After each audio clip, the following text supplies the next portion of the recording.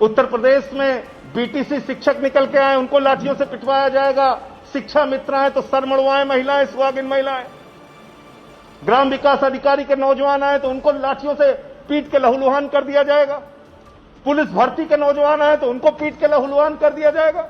उत्तर प्रदेश के नौजवानों को मार मार के उनको मां बहन की भद्दी भद्दी गालियां देके सड़कों पे खींचा जाएगा।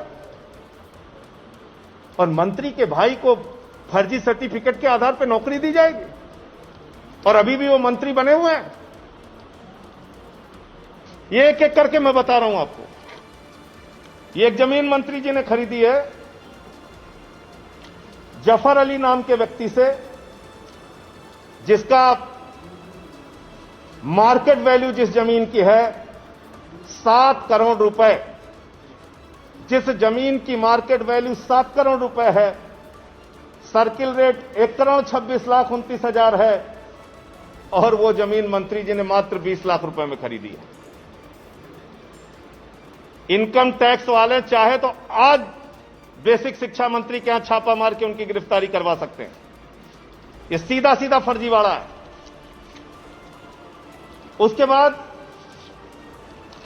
मंत्री जी ने ग्राम कंदालालपुर में एक जमीन खरीदी अपनी माताजी के नाम पे। वो जमीन 12 लाख रुपए में खरीदी गई है, जिसका सर्किल रेट 65,45,000 रुपए है, और जिसकी बाजार की वैल्यू कम से कम 5 करोड़ रुपए की है। तीसरी जमीन ग्राम इटवा, ये तीसरा, ये 3 लिखा होगा, हां लिखा होगा।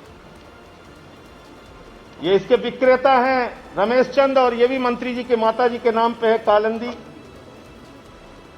इसका सर्किल रेट 22 लाख रुपए है, और इसको खरीदा गया है 20 लाख रुपए में, और इसकी मार्केट वैल्यू जो है वो लगभग 2 करोड़ रुपए की है। तीसरा ग्राम सनिचरा में जमीन खरीदी गई है। विक्रेता है तिलकराम, क्रेता है कालिंदी जी, उनकी माता जी। और ये जमीन जिसका सर्किल रेट 23,69,000 रुपए है, ये मंत्री जी ने खरीदी है 8 लाख रुपए में, और इसकी मार्केट वैल्यू कम से कम 2 से 3 करोड़ रुपए है। और ये सारी जमीनें उत्तर प्रदेश के बेसिक शिक्षा राज्य मंत्री सतीश द्विवेदी जी ने मंत्री बनने के बाद खरीदी है।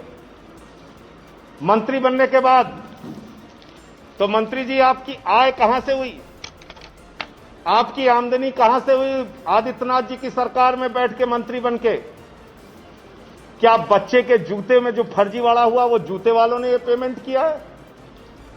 क्या इन जमीनों का पेमेंट जो गरीब बच्चों के लिए स्वेटर फटे हुए आए उन स्वेटर के पैसों से किया गया है? क्या गरीब बच्चों को जो नमक रोटी खाने के लिए दी गई और उस पर एक पत्रकार ने खुलासा किया तो उस पर मुकदमा कर दिया गया, वो मिड डे मील का पैसा खाकर ये जमीनें खरीदी गई हैं? क्या जो जर्जर बिल्डिंग उत्तर प्रदेश में गवाह है इस बात की कि कैसे उत्तर प्रदेश में शिक्षा के विद्यालय, शिक्षण संस्थान बदहाल हैं, क्या उन पैसों से ये जमीन खरीदी गई? और अभी तो ये शुरुआत है। ऐसे कई कागज मैं आने वाले दिनों में आप लोगों के सामने रखने जा रहा हूं उत्तर प्रदेश के मंत्री से